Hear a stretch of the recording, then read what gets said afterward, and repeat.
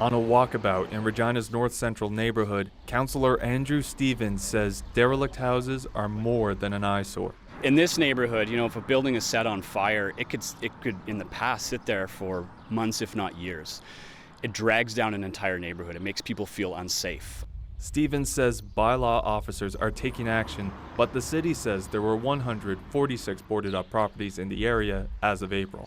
Sadly, we're at a point where people would rather see houses demolished than have them turn into blight and nuisance properties that negatively affect the entire block.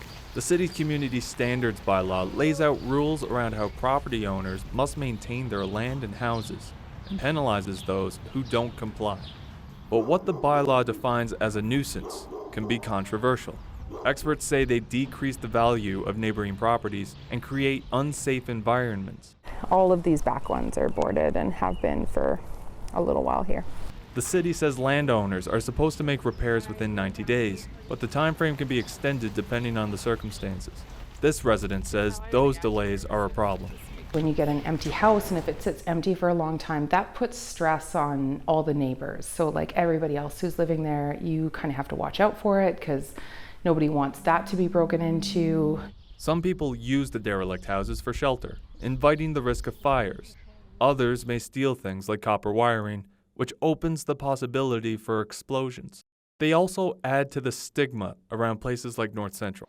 Erin Bruce moved to North Central with her family several months ago. She noticed the dereliction before the move, but is stunned by how many homes there truly are.